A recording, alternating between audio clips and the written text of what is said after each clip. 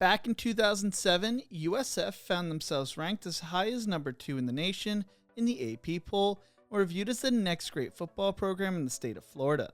They were setting record after record until it all came crashing down in the 2010s.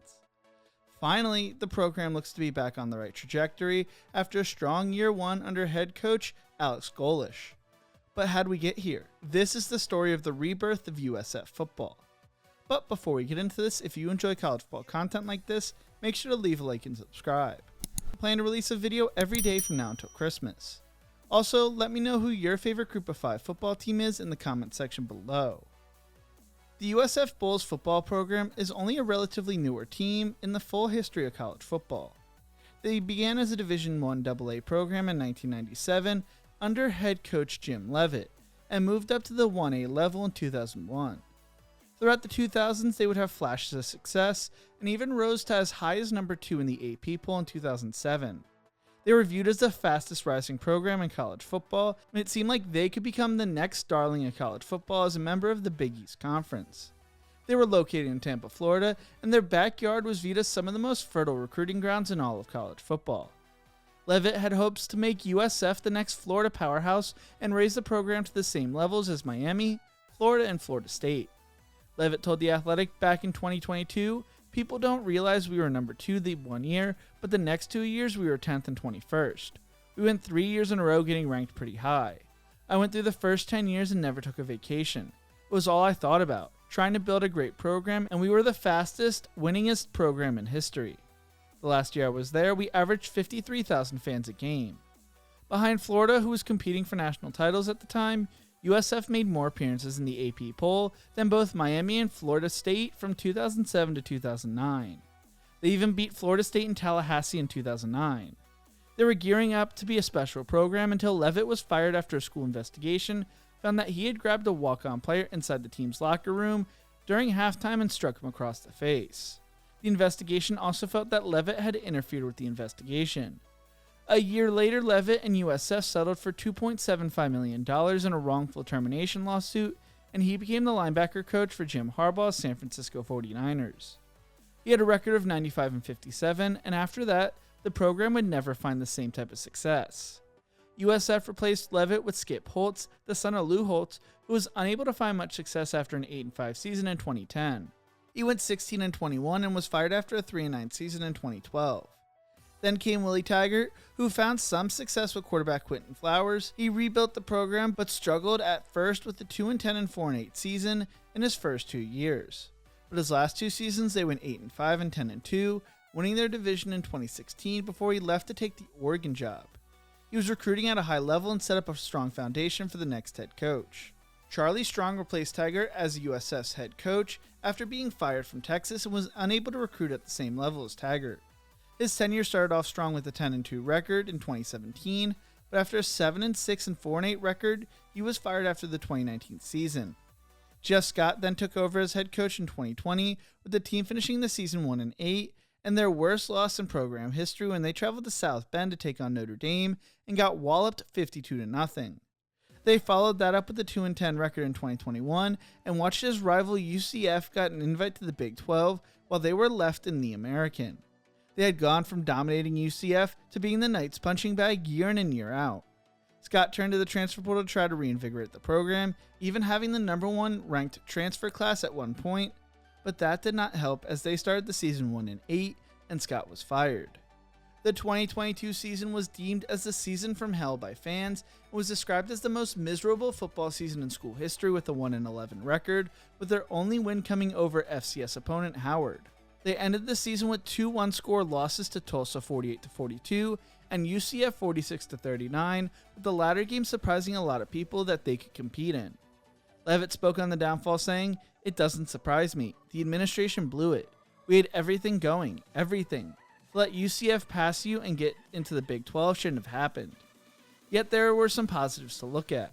With the departure of Cincinnati, Houston, and UCF, the American seemed like a wide-open conference, especially with the new 12-team playoff coming in 2024. They finally built an indoor practice facility, and they are expected to have an on-campus stadium completed by 2026 or 2027. They also brought back Michael Kelly, who was the Associate Athletic Director in 2001, working alongside the late Leroy Selmon, a Tampa Bay Buccaneers legend. Kelly had since worked as the chief operating officer for the college football playoff, among other jobs. He got to work quickly, raising a program record $25 million during the pandemic. USF first spent $3 million to upgrade the existing football locker rooms and meeting rooms, and then broke ground on a new practice facility. He brought in much needed money for the program, which was hoping to catch up with the other schools in the state.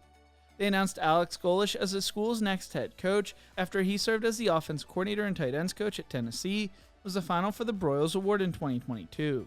He spent times at places like Ohio State as a student assistant, Oklahoma State, Illinois, Iowa State, UCF, as well as Tennessee in multiple different roles. He was viewed as a great recruiter and looked to turn the USF football fortunes around. The oral commitments he had helped secure at Tennessee included 5-star quarterback Nico Imalieva and top 30 national recruit Jonathan Eccles from Branton's IMG Academy. While he was not the biggest name linked to the job, like Deion Sanders and Jamie Chadwell were, according to the Tampa Bay Times, he was still viewed as a great hire and brought hope back to a program that was 4-29 the last 3 seasons. In the past, he had coached on both sides of the ball as well as the special teams and served as a recruiting coordinator along the way.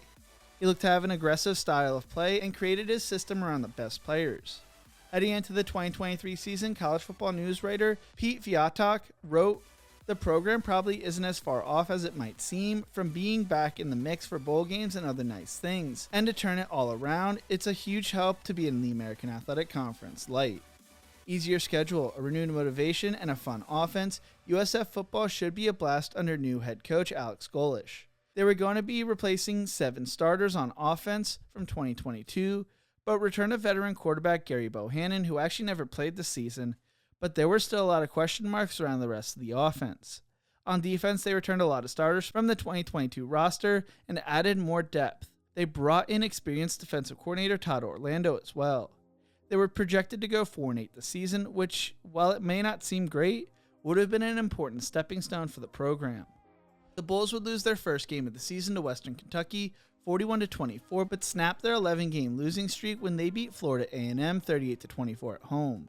Redshirt freshman quarterback Byron Brown scored 5 touchdowns in the win and notably recorded 0 turnovers. They then hosted number 10 Alabama in a rain-soaked Raymond James Stadium. Alabama was heavy favorites entering the game, but the two went into halftime tied 3-3. While Alabama pulled away in the second half to win 17-3, it showed the Bulls could compete with the big boys, and they were no longer the disaster of a program they had been the past few years. USF would then go on to beat Rice and Navy before dropping a game to UAB to move to 3-3 on the season. After a loss to FAU on homecoming, they rebounded with a win on the road against UConn to move to 4-4 on the season. They would lose a close shootout against Memphis on the road 59-50 before beating Temple at home. They split their final 2 games of the season against UTSA and Charlotte to become bowl eligible for the first time since 2018. They would make the short trip to Boca Raton to take on Syracuse in the Boca Raton Bowl, demolishing the Orange 45-0 last night. It capped off an amazing week for the Bulls, who also finished with the best recruiting class in the American as well. Their 48th best recruiting class in the nation was the best class USF has signed in over a decade, and the first time a class finished in the top 50 since 2014.